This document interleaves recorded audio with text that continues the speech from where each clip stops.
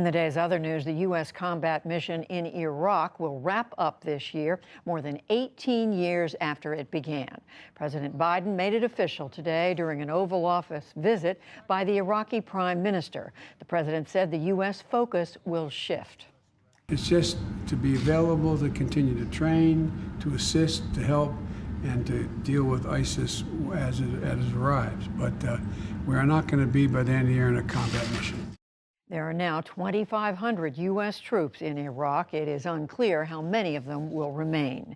In Afghanistan, the United Nations reports that more women and children have been killed in fighting this year than in any similar period since 2009. That is when the world body began a systematic count. Total civilian casualties in Afghanistan have risen 47% from a year ago as U.S. forces complete a withdrawal. China complained sharply about U.S. policy today at in-person talks outside Beijing. U.S. Deputy Secretary of State Wendy Sherman met with the Chinese foreign minister and vice foreign minister. The Chinese blamed Washington for what they called a stalemate in relations. The meeting is another important high-level exchange, fundamentally because some Americans portray China as an imagined enemy. They hope that by demonizing China, they could somehow shift domestic public discontent over political, economic, and social issues and blame China. But they will never succeed. The U.S. side called the meetings, quote, a frank and open discussion. Back in this country, a wildfire in Northern California, the largest in the state, is threatening more than 10,000 homes. The Dixie Fire was less than a quarter contained today.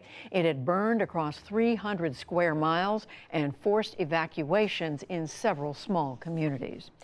Authorities in South Florida have identified the last of 98 people killed when a condominium tower collapsed in June. The news today was announced 4 weeks after the building came down in the middle of the night in Surfside. Search teams officially concluded their work at the site on Friday. The man who chaired the Trump Presidential Inaugural Committee, Thomas Barrack, pleaded not guilty today to illegally lobbying for the United Arab Emirates.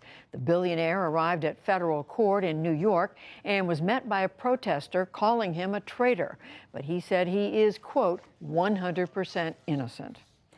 On Wall Street, stocks had a quiet day, but all three major indexes still finished at new records. The Dow Jones Industrial Average gained 82 points to close at 35,144.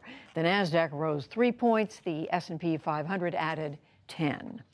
And at the Tokyo Olympics, an upset in the swimming pool.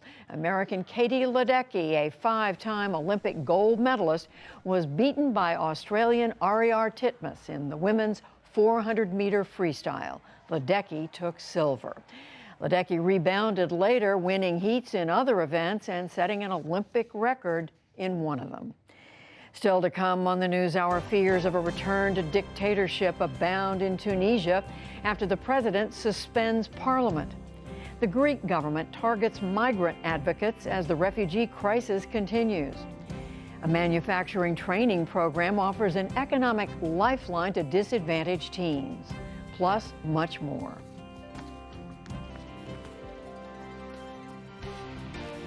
This is the PBS NewsHour from WETA Studios in Washington and in the West from the Walter Cronkite School of Journalism at Arizona State University.